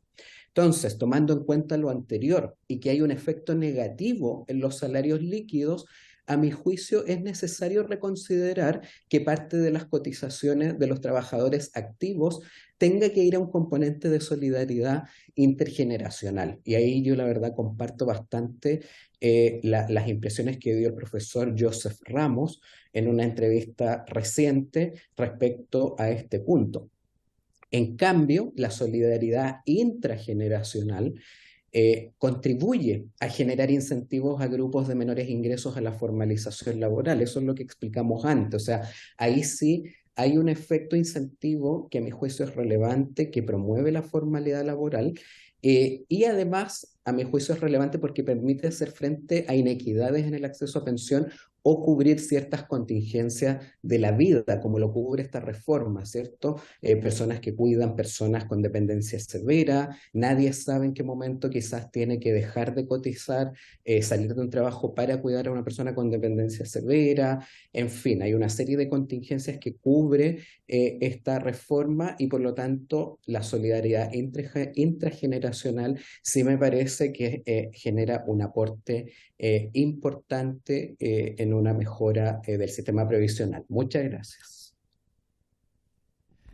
Muy bien, muchas gracias al señor Juan Bravo. Le vamos a pedir a la Secretaría, a lo mejor ya lo hicieron, que pudiéramos socializar tanto las exposiciones del señor Juan Bravo como la señora María José Saldívar.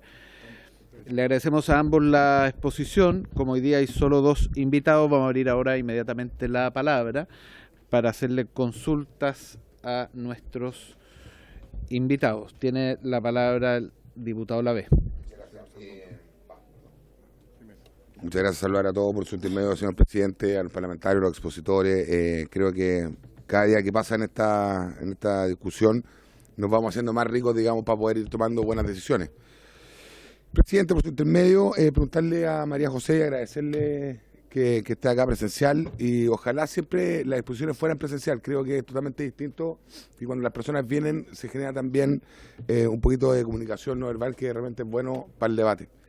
No sé si eso se podría pedir o no sé si exigir, pero sí al menos pedir a los invitados que ojalá puedan hacer el esfuerzo de venir. La pregunta en concreto es, ¿podría afectar de manera negativa la formalidad laboral con respecto a lo que el expositor anterior estaba señalando? Eso es porque una persona hoy día, y esto como a grandes rasgos, una persona informal podría recibir más que un trabajador que durante toda su vida estuviese cotizando.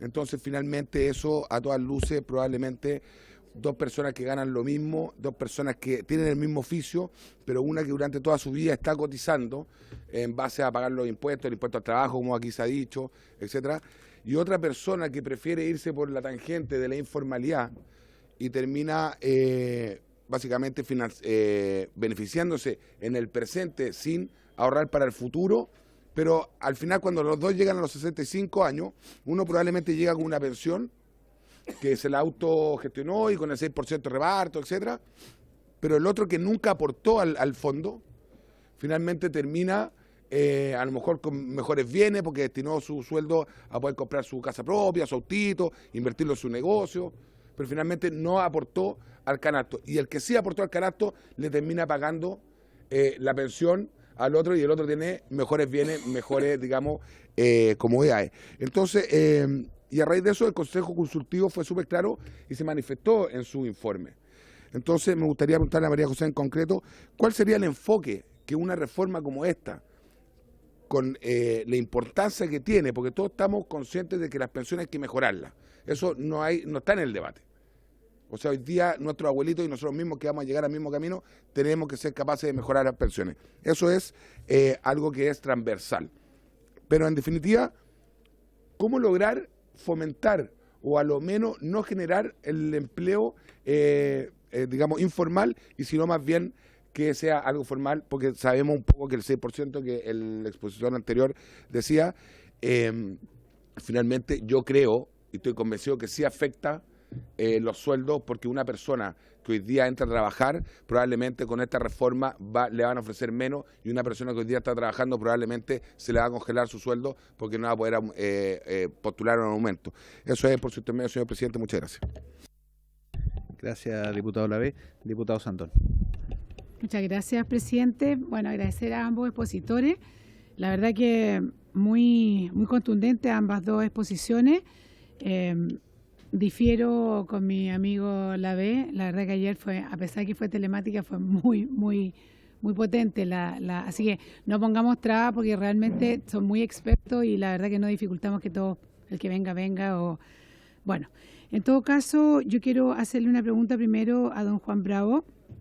Cuando él menciona estos informes de Perry Meloni, creo que era, sobre la informalidad, y después da una cifra que es bastante... habla de 935.000 informales del sector privado, bueno, y no sabemos cuántos son los extras que existen informales totales, y lo quiero de alguna forma linkear con este tema que también lo tocó ayer el profesor Salvador Valdés, donde él propone y dice que ahí existe experiencia, y por eso me gustaría preguntar cuál podría ser alguna de las soluciones, que él propone que en este proyecto debería haber un ente, una institucionalidad o algo creado para justamente fiscalizar que la gente en Chile cotice, ¿ya? Y que no sé si recuerdan, pero dijo que no estuviera como al alero de los municipios, de los alcaldes, sino que fuera una entidad absolutamente autónoma para evitar las subcotizaciones. Y me acuerdo que alguna vez también dijo, no sé, personas que piden patentes, los municipios se podría poner tal vez una cifra muy baja de cotización, pero de alguna forma ir creando esta conciencia en Chile de que todo el mundo debe cotizar y yo creo en lo personal, y es por eso mi pregunta, que tal vez este proyecto podría ser enriquecido con eso, porque no siento que se haga realmente cargo de esta situación que hoy día es uno de los pilares porque se tienen bajas pensiones.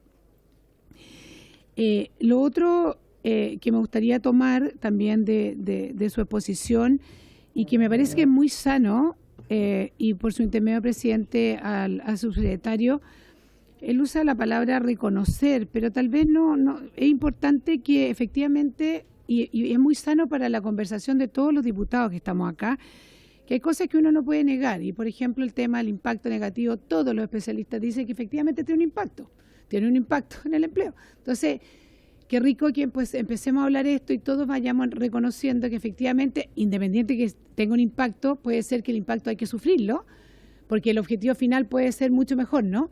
Pero es importante empezar a hablar con esta sinceridad, y lo inqueo también con el tema de incluir en las cifras, en los cuadros, a la PGU, porque ayer se vio también esta diferencia cuando se mostraban ciertos cuadros donde las cotizaciones de las mujeres son bajísimas, todo eso, efectivamente, pero no estaba incluido ni los retiros del 10%, ni el impacto positivo, que todos nos debemos alegrar, por ejemplo, la PGU. Entonces, ahí sí vamos conversando de una base donde no nos tenemos desconfianza, porque sabemos que se está usando la realidad, porque hoy día la PGU es parte de la realidad.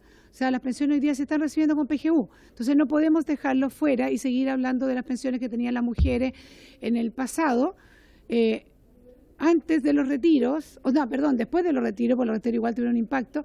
Entonces tenemos que hablar con la realidad actual y reconociendo, por ejemplo, el caso de los retiros, que hay mucha gente hoy día que no entiende que tuvieron un impacto importante y somos todos causantes de eso, y nos tenemos que hacer responsables de eso, por ejemplo, en el tema de la inflación y que todo va pegando, bueno, y una serie de cosas.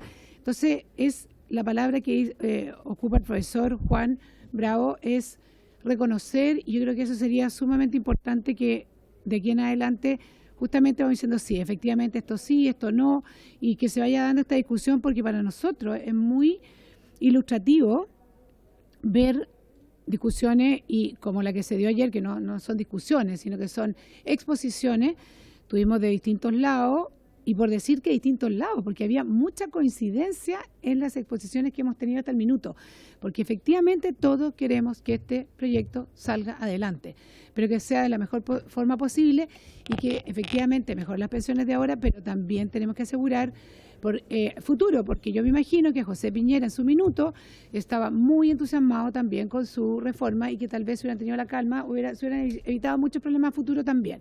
Así que esa es la invitación, y me parece, presidente, que me parece que también es muy importante esa solicitud, y me hago parte, y no sé si los demás diputados, de solicitar efectivamente este desglose que se nos indica cuál es el impacto por quintil en el tema de ingresos, porque también es importante saber a quién de alguna forma se va a perjudicar más o menos, o bueno, es importante tener esos datos. Gracias, presidente. Gracias, diputado Sandón. Diputado Moreno. Muchas gracias, presidente.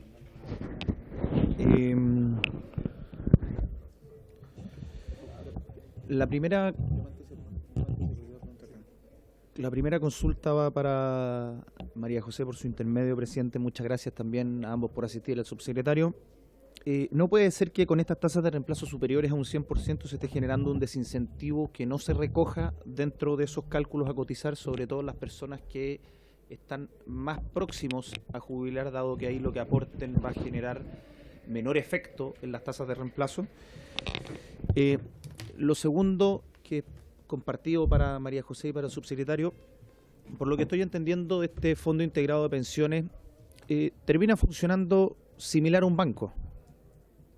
Piden plata de los cotizantes, le otorgan una rentabilidad inferior a la que obtuvieron con la plata de los cotizantes y usan el delta de eso para pagar beneficios. Eso en la práctica sería un impuesto. ¿Hay algo de esto que se haya sincerado a las personas?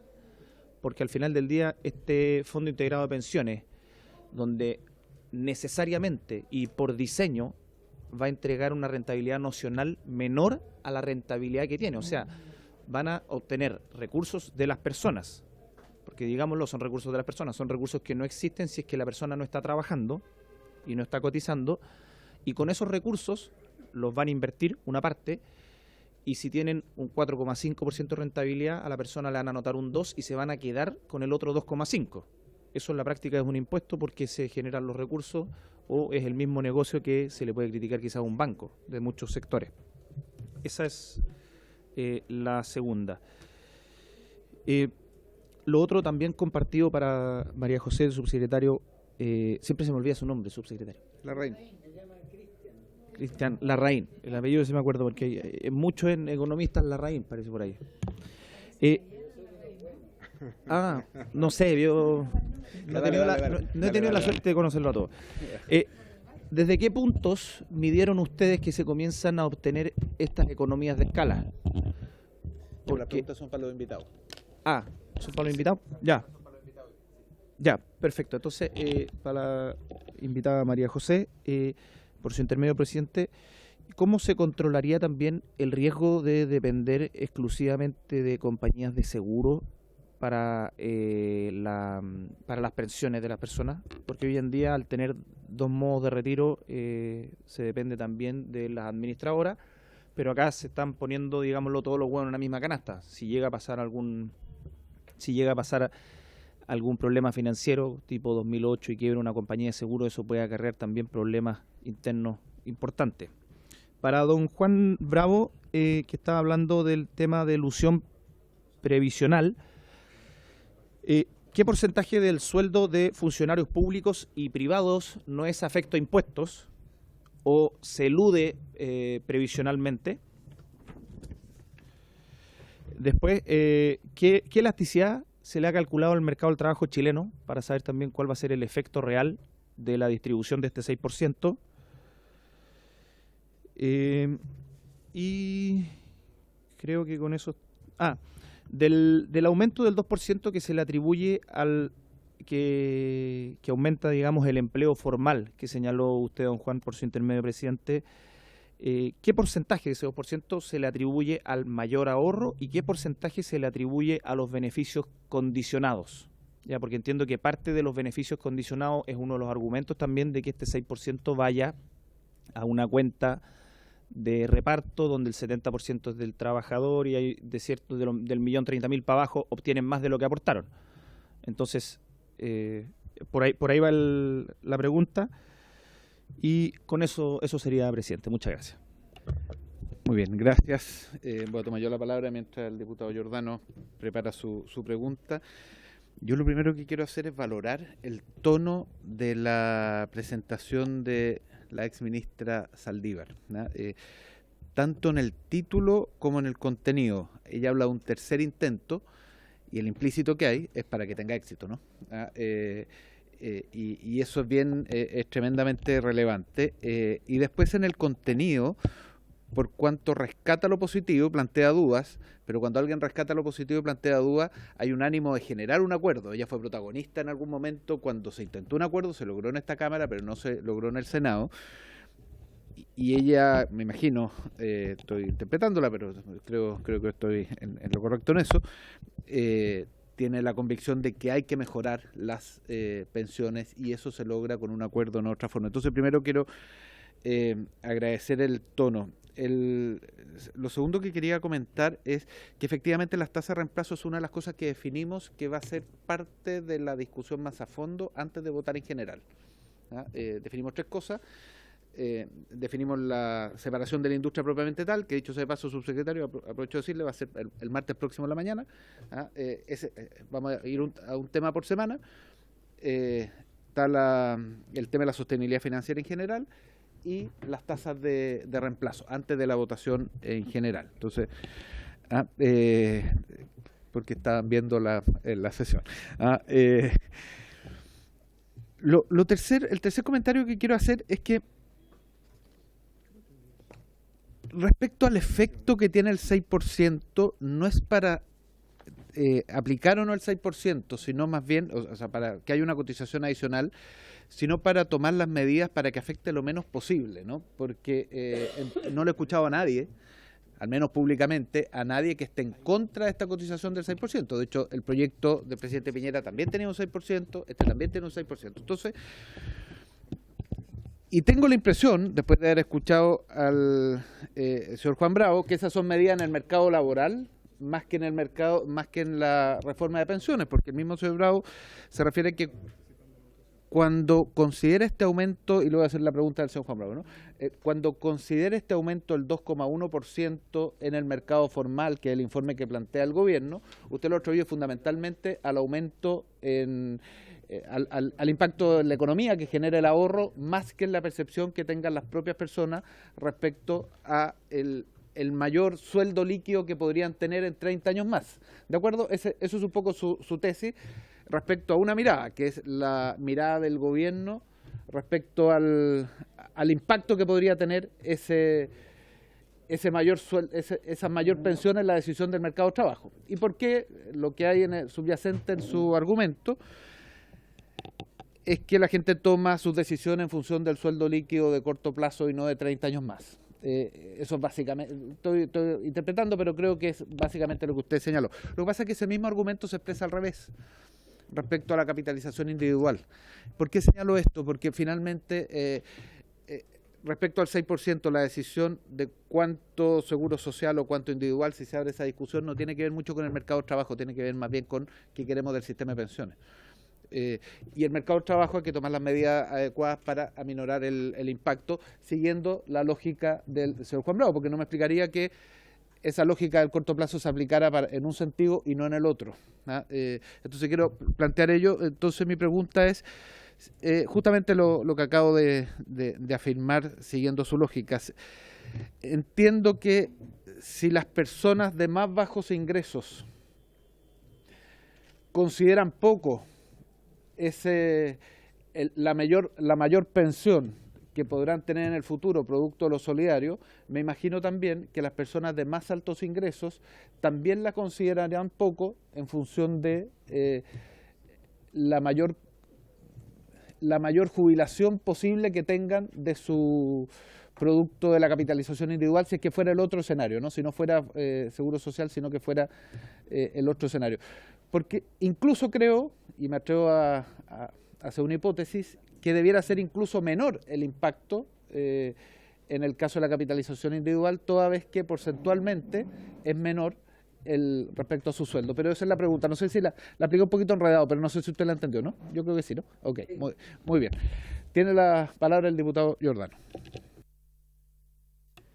Gracias, presidente. Bueno, un saludo a nuestra invitada e invitado.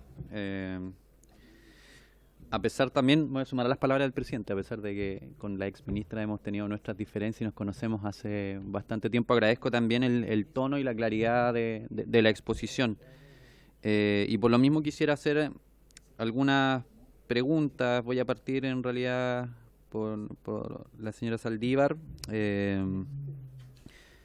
pensando un poco también en ciertos consensos internacionales. A mí me parece muy interesante que esta conversación la podamos tener también.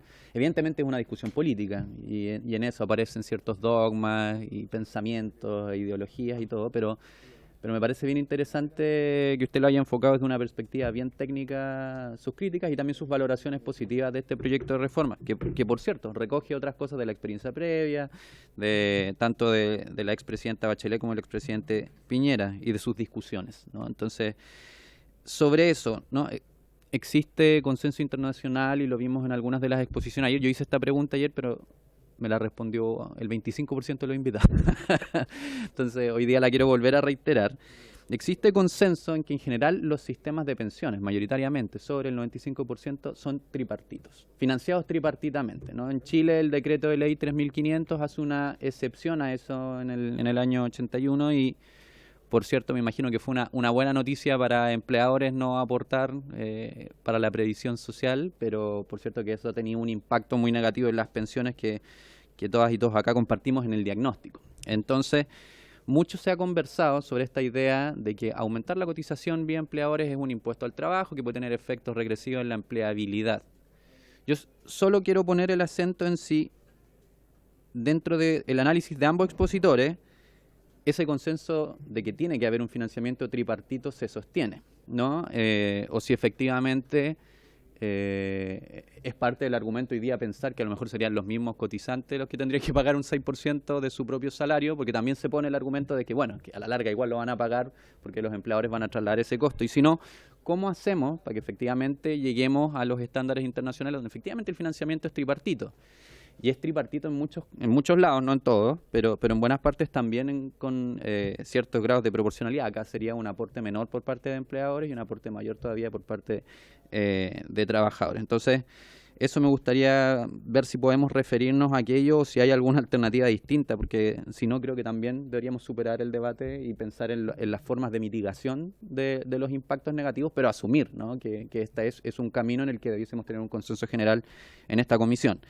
Sobre lo mismo quiero referirme también a la experiencia internacional. El 83% de los países de la OCDE tienen pilares colectivos, solidarios, de reparto, como quiera denominarse. El 95% de los países, considerando ya todos los que están fuera de la OCDE, también lo tienen. Ayer se mencionaba que 30 países que adoptaron la capitalización individual en términos puros, como el modelo chileno, sin un pilar contributivo, colectivo, solidario, como queramos llamarlo, de estos 18 se habían devuelto. La mayoría además eran países en los años 90 que venían saliendo de la Unión Soviética, y hay todo un tema geopolítico interesante también de buscar alternativas en los sistemas de pensiones. Entonces hay un consenso también de que los componentes colectivos suelen ser mayoritarios.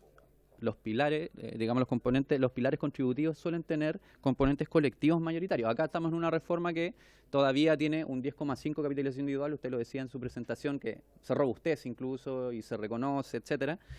Pero también ahí hay una legítima duda respecto a la experiencia internacional. Algunos han dicho la mayoría de los países están incorporando, están retrocediendo los sistemas de reparto, la mayoría de los países están incorporando mecanismos de capitalización individual, pero si uno ve cuál es el predominante en la mayoría de los países, tengo la sensación, y esa es la opinión que le quiero pedir de nuevo a ambos exponentes, si es que lo validan o lo contradicen, de que siguen siendo los pilares contributivos, solidarios, colectivos, con mecanismos de reparto, de solidaridad, lo que fuera, bastante predominantes en el mundo a la hora de sustentar las pensiones. Y si ahí habría alguna visión, digamos, si esta tesis se apoya o se contradice. Particularmente a la señorita, no sé en realidad, María José Saldívar, quería consultarle respecto de una aseveración que hizo respecto a la ilusión de honorarios del 10% de cotización. Dijo que podía ser que un trabajador honorario eludiera el pago del 10%. Quiero como ampliar un poco en ese detalle, pudiera eludir la parte del 10,5% y solo afiliarse como al seguro colectivo, ¿no? Y por esa vía, en el fondo, terminar recibiendo otros beneficios sin haber cotizado lo mismo. Yo se lo pregunto porque la retención actual, evidentemente hay un retraso, ¿no? Estamos en un 12,75%, se está proyectando llegar al 17%, esa retención obligatoria en las boletas honorarias. Entonces quería entender un poco más esa aseveración en particular de usted. Y finalmente, como una suerte de aclaración, pregunta para el señor Bravo, porque los objetivos de la reforma y de los distintos pilares que los contienen, y esto también es parte de la experiencia internacional, tenemos uno que está vinculado a la superación de la línea de la pobreza. Generalmente eso suele hacerse vía impuestos generales a través del aporte público, ¿no? Entonces, en este caso, la PGU viene a considerar ese elemento. Pero también los sistemas de pensiones, pues si no tendríamos todo el mismo sistema en el mundo, se hacen cargo de ciertas características de los mercados laborales. No es que las resuelvan, se hacen cargo, ¿no? Porque no podemos ignorar que en Chile tenemos, qué sé yo, labores domésticas altamente feminizadas, no remuneradas, alta informalidad, poca continuidad en las cotizaciones. Entonces, uno de los objetivos que dice la reforma es asegurar la continuidad de los ingresos en la etapa activa y obviamente en la pasiva. Y obviamente prevenir los riesgos y contingencias asociados a la vida laboral, de los que todos podemos tener de una u otra forma, estar expuestos a estos riesgos, y la idea es que sean mancomunados. Entonces, en base a su exposición, yo le quiero preguntar, porque sin el Seguro Social los objetivos 2 y 3 tendrían que recaer forzosamente en el pilar no contributivo, ¿no? Es decir, uno tendría que tender a pensar que los riesgos y la continuidad de los ingresos tendrían que recaer en la PGU, y esto... Pero para elaborarla, acá hay una previa censura, pues no, pues que esto no puede ser. Hoy estamos aprovechando que tenemos más tiempo. ¿Cuál sería en el fondo la alternativa sin seguro social para asumir estos dos objetivos centrales en cualquier reforma de pensiones? O si está de acuerdo con que esos objetivos se asuman a través del Seguro Social. Eso, presidente, gracias y disculpe la larga intervención.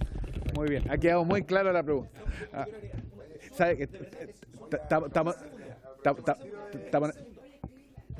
en el tiempo? Vamos. Presidente, 15 segundos.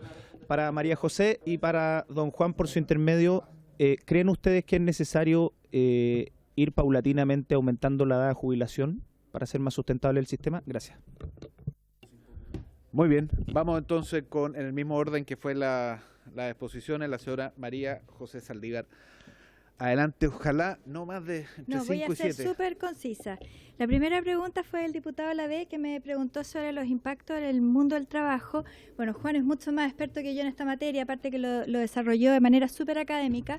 Y esto acá es súper práctico. Obviamente que va a tener impacto, y va a tener impacto ahora y va a tener impacto después. Y hay un impacto que no se ha dicho.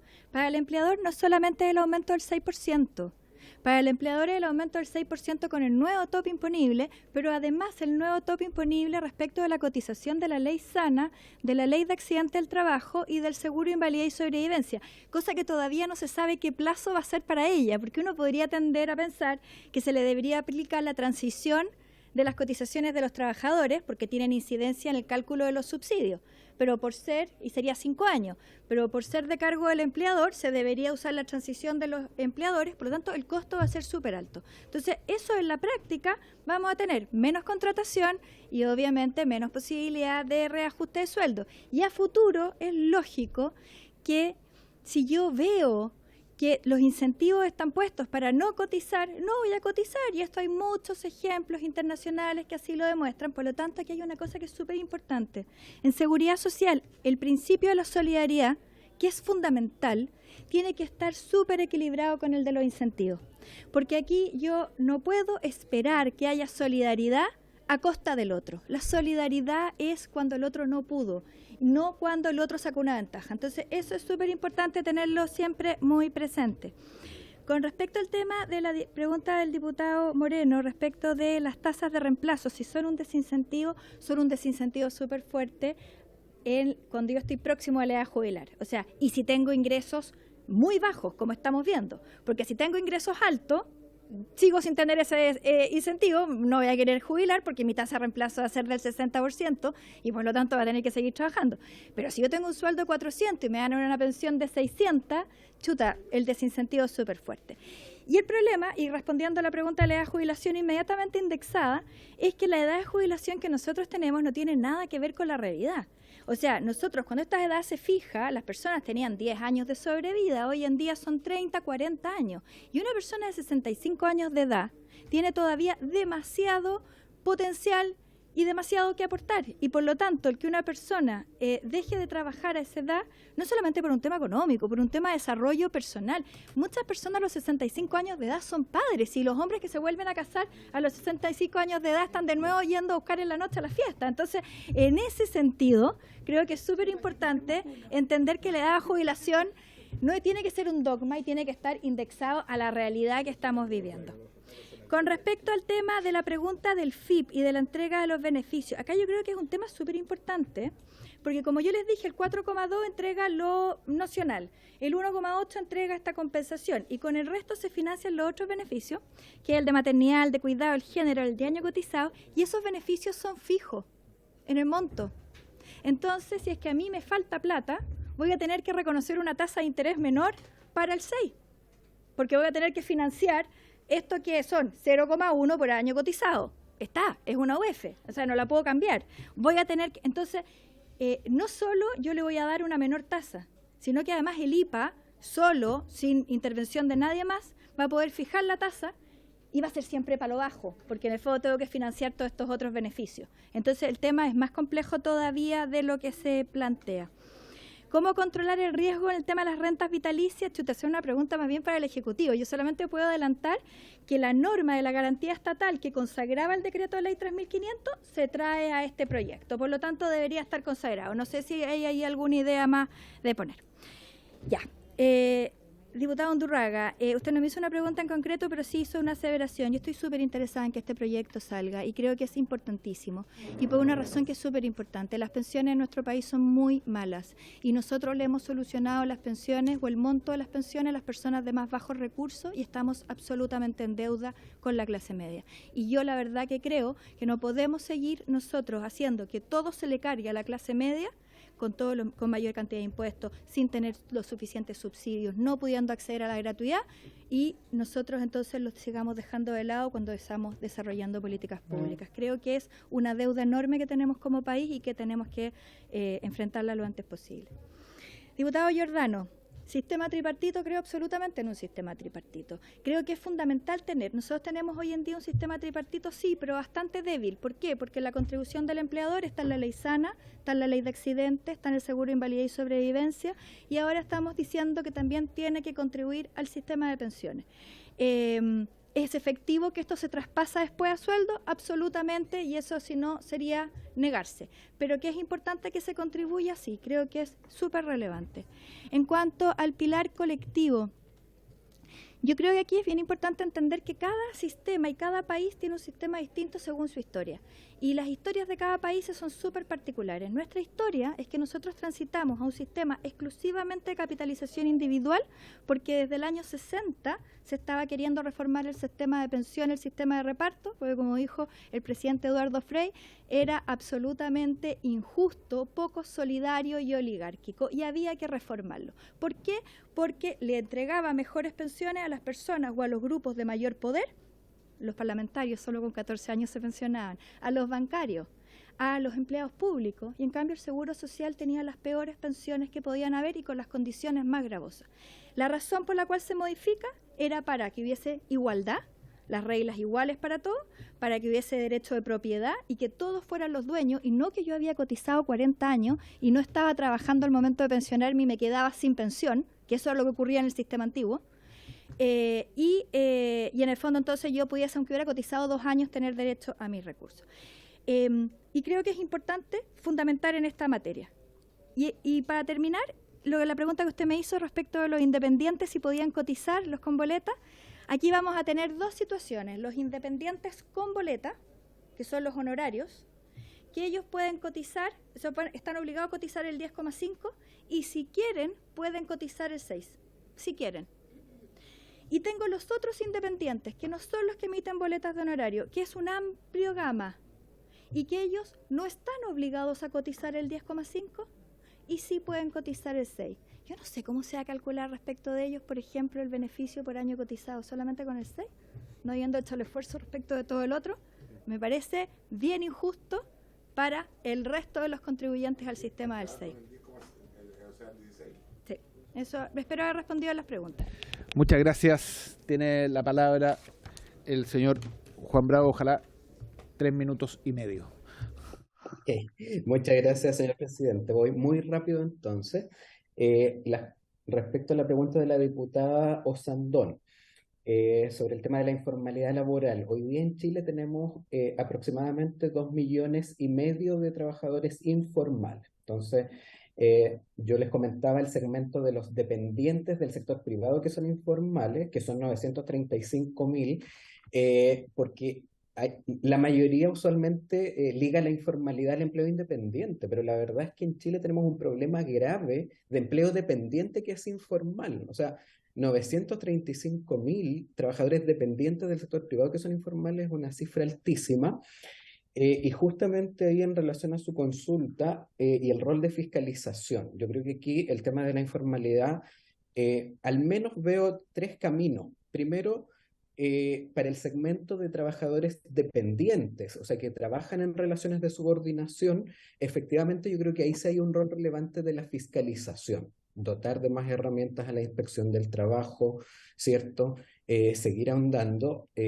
Sin embargo, ese camino, es un camino que requiere hartos recursos porque hay que pensar que esto se concentra, esta informalidad se concentra en microempresas donde usualmente las personas, los empleadores y los trabajadores suelen tener relaciones personales más estrechas y por lo tanto es más fácil que se pongan de acuerdo para eludir.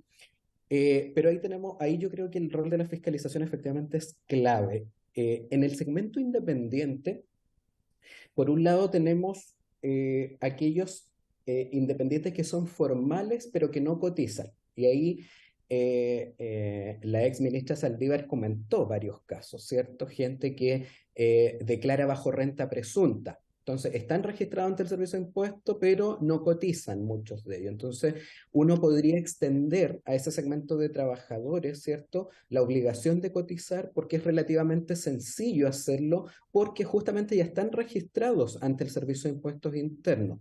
Pero aún así ese porcentaje es relativamente pequeño de los independientes.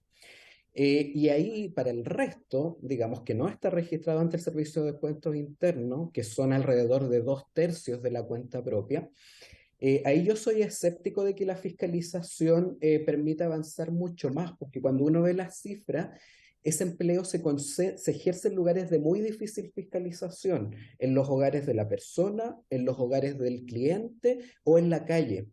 Y por lo tanto, ahí yo creo que hay mucha más probabilidad de éxito en avanzar con medidas que incentiven la formalidad laboral, no que castiguen o que obliguen, sino que incentiven. Y un camino es, por ejemplo, generar medidas de ayuda que complementen los ingresos laborales de esos trabajadores, pero condicionado a la formalidad laboral, o sea, expandir ciertas medidas que le damos a los trabajadores formales a los informales. Un segundo reglamentario, 7 minutos para que pueda terminar y además pueda poner el subsecretario. Dale. Perdón, señor Bravo, pero es un tema puntual. ¿Por qué no alargamos, si es que la mesa lo tiene a bien, todas las sesiones de la tarde, media hora más, para no estar constantemente pidiendo, sino más bien poder generar un debate un poquito más fluido? Eso. Si la mesa lo tiene a bien, presidente, usted. A mí me parece muy bien, pero dado que somos solo 4, hoy día no tomamos esa definición solo 4. Y como esta es la de la mañana, yo solo les pido 10 minutos para que podamos terminar. ¿Estamos de acuerdo? Listo. Ok. Adelante, señor Bravo. Gracias, señor presidente. Respecto a las consultas del diputado Moreno, lamentablemente yo no conozco estudios ni yo tengo las cifras sobre qué porcentaje del sueldo de los funcionarios públicos se elude en cotizaciones. Es muy difícil, de hecho, hacerlo justamente porque se elude. Entonces, ahí hay un bonito tema de investigación, pero lamentablemente al momento yo no conozco ningún estudio que se haya hecho para Chile respecto a esto. Respecto a las elasticidades, a ver, primero recordar que lo que yo expuse es el modelo que presenta la autoridad, no es mi modelo, ¿ya?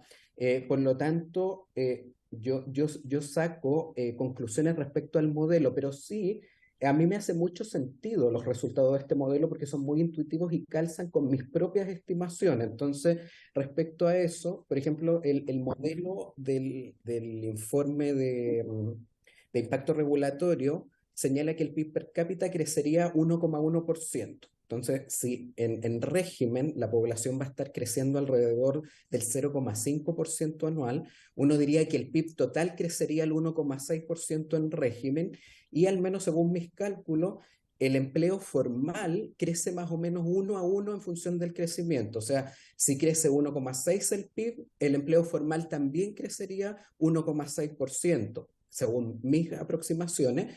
Y la estimación del informe de impacto regulatorio es que el empleo formal agregado crecería al 2%.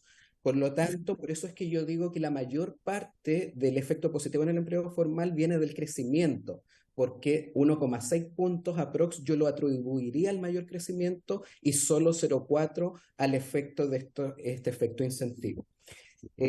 Al señor presidente, a ver, aclarar que yo me refería al efecto de corto plazo en el sentido de que en el corto plazo es relevante la incidencia legal. O sea, en el corto plazo lo que importa, ahí sí importa quién dice la ley, quién paga, porque ahí no hay posibilidad de ajustar salarios a la baja. O sea, si a mí me dicen mañana hay que subir en 6% la cotización, los costos laborales suben y entonces ahí hay un efecto negativo en el empleo. Y por eso es que la gradualidad es positiva, porque evita que ocurra ese efecto. Y en el largo plazo, ahí lo que importa es la incidencia económica, porque en la práctica, como yo señalaba, lo que va a ocurrir es que los reajustes salariales van a ser menores y los nuevos contratos se van a hacer a salarios más bajos. Y en ese mismo punto, yo creo que lo que yo trataba de hacer énfasis es que uno esperaría que la elasticidad fuera bajita justamente para los trabajadores de menor ingreso. El trabajador de bajo ingreso, de baja calificación, está obligado a trabajar. Por lo tanto, en el fondo tiene que, aunque hayan cambios en el salario, suban las cotizaciones, ese trabajador está obligado a ofrecer sus servicios laborales y por lo tanto le va a afectar a él más relativamente en cuanto a sus salarios líquidos y por eso hice tanto hincapié en que sería muy relevante que se ofrecieran los resultados en el efecto en el salario líquido, pero desagregado por quintil de ingreso, porque al menos el informe del Banco Central del año 2017 tiene un efecto negativo en salarios líquidos mucho mayor en el primer quintil. Y yo creo que aquí va a ocurrir lo mismo, porque si bien las magnitudes no son las mismas, el informe de impacto regulatorio en la dirección está muy alineado con el informe del Banco Central de 2017. Por lo tanto, mi percepción es que el primer quintil va a tener el mayor efecto negativo en el ingreso líquido, y por eso es tan importante que se indique y que se desglose este efecto en el salario líquido por quintil. Y finalmente, respecto a la consulta del diputado Giordano, sí, a ver, yo por lo menos creo que sí hay un rol del componente de solidaridad intrageneracional, ¿ah? A mí me parece que esto es bien importante primero para darle más sentido de un sistema de seguridad social que cubre ante determinadas contingencias. Uno puede discutir que quizás varias de las contingencias se podrían abordar de otras políticas públicas. Por ejemplo, si uno piensa en el tema de los cuidados de dependencia severa. Claro, ahí hay varias aristas porque efectivamente yo creo que es necesario tener un seguro para la dependencia severa en la vejez, ¿cierto? Eso es algo que tiene que ocurrir, pero no necesariamente eso se tiene que abordar a través de la reforma previsional. Pero sí me parece, por ejemplo, que esta es una contingencia. Uno no sabe en qué momento quizás tiene que salir del mercado laboral porque ocurre esa contingencia. Y justamente las medidas que contempla este proyecto permiten cubrir en parte, ¿cierto?, esas contingencias y el menor acceso a pensiones que va a tener una persona que sufre estas contingencias. Esa es una contingencia, pero el proyecto incluye otras eventuales contingencias, lagunas, ¿cierto? Entonces, a mí por lo menos sí me parece que es un aporte este componente de solidaridad intrageneracional, y creo que efectivamente el financiamiento tripartito, digamos, es lo que está predominando, ¿no? Y que ese es el camino hacia el que se dirige la mayoría de los países. Bien, muchas gracias por su respuesta. No queda tiempo. Tiene la palabra el señor subsecretario. Muchas gracias, presidente. Bueno, yo en primer lugar agradecer también el tono de las exposiciones. Yo creo que es un tono muy constructivo, aportan al diálogo. Me consta que aquí que la exministra Saldívar está en un espíritu constructivo, también lo agradezco. Me gustó mucho también la presentación de Juan, lo que no significa que esté de acuerdo con los dos en todo. Varias cosas sí me hacen bastante sentido, quiero mencionar algunas. Bueno, el tema de las tasas de reemplazo, como dijo usted, presidente, va a ser parte de la discusión y vamos a tener una sesión. Yo creo que es inevitable tener una discusión de eso, porque es un referente que tenemos que considerar. Dicho eso, nosotros en la Comisión Bravo encargamos un estudio de tasas de reemplazo en la OCDE, y en 22 de los países de la OCDE las tasas de reemplazo para los segmentos bajos eran 100% o más. Eso es lo normal cuando tú tienes pilares no contributivos fuertes. Eso no es extraño. Otra cosa es el tema de tasas de reemplazo para segmentos más altos, de donde ya hay otra discusión que la haremos en su minuto. Lo segundo, si el único referente para considerar suficiencia de pensiones es la línea de pobreza, yo discrepo. Discrepo especialmente en un contexto donde tenemos la distribución de ingresos que tenemos en Chile, donde uno se puede preguntar si cuál es la pensión adecuada para vivir dignamente. Y por eso hemos tomado como referencia no solo la línea de pobreza, sino el salario mínimo, pero se podría tomar otra, 2 veces la línea de pobreza, en fin. Tercero, muy abierto yo no veo para nada contradictorio con el proyecto fortalecer los mecanismos de fiscalización, diputado, por su intermedio, presidente. El tema de la fiscalización, fortalecerlo, introducir elementos. Luego, como complementario, perfectamente se puede estudiar. En el tema del impuesto al trabajo, yo creo que es bueno que se vaya generando un consenso. A ver, para subir pensiones necesitamos el 6% del aporte del empleador, y ahí yo creo que es bueno ir acotando eso, que no tenemos atajo, no necesitamos subir la cotización. Y ahí la discusión es cómo hacemos para minimizar los impactos distorsionadores en el mercado del trabajo. Y desde ese punto de vista, la exposición de Juan, en el fondo, bueno, que él tiene la tesis que la mayor parte se va vía salario. La paradoja con el argumento del impuesto al trabajo es que si no hay impuesto al trabajo, lo que se está diciendo es que el 100% se lo come el trabajador por la vía de una reducción del salario. Ahí hay 0 impuesto al trabajo. Ojo con el argumento, ¿ah? Pero efectivamente, lo segundo no es que el impuesto, no es que pueda bajar el salario. Aquí lo que está en discusión es cuánto va a subir en el futuro. Y aquí hay que incorporar un elemento relevante. La reforma rebaja,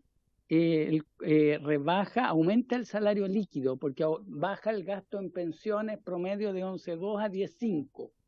Y ese aumento del salario líquido deja más espacio para que en las futuras negociaciones los trabajadores no se vean tan perjudicados con caídas de salario. ¿Ah? Ojo con eso.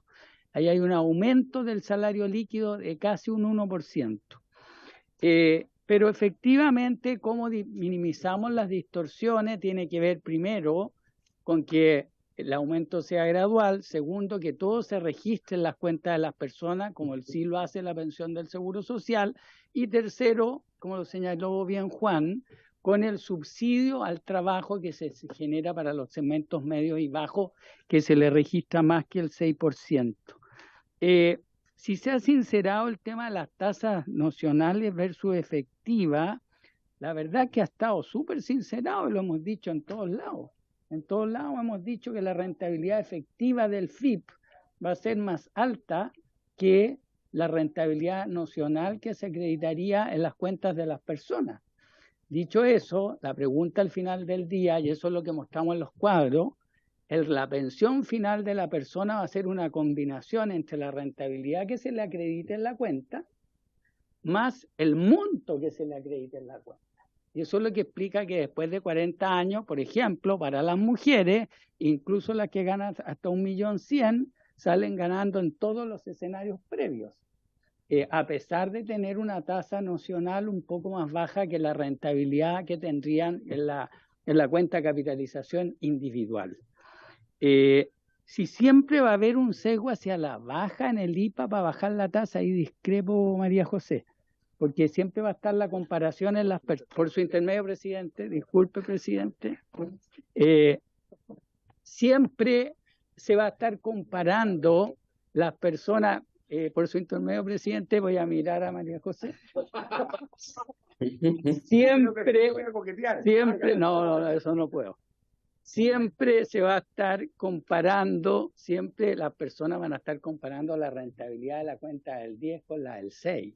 Pero entonces, no me puedo cambiar. No es llegar, sí, pero igual hay una presión, no es llegar y decir voy a tener una del 6 con una rentabilidad bajísima y voy a tener una del 10 con una altísima. Ahí igual hay un mecanismo de autorregulación. Y respecto del tema de los informales, los que estamos hablando, los que no boletean, ojo, que no es tan simple, no es que hay un incentivo a que ganen, porque para tener los beneficios del 6 completo, tienen que cotizar en relación al salario promedio.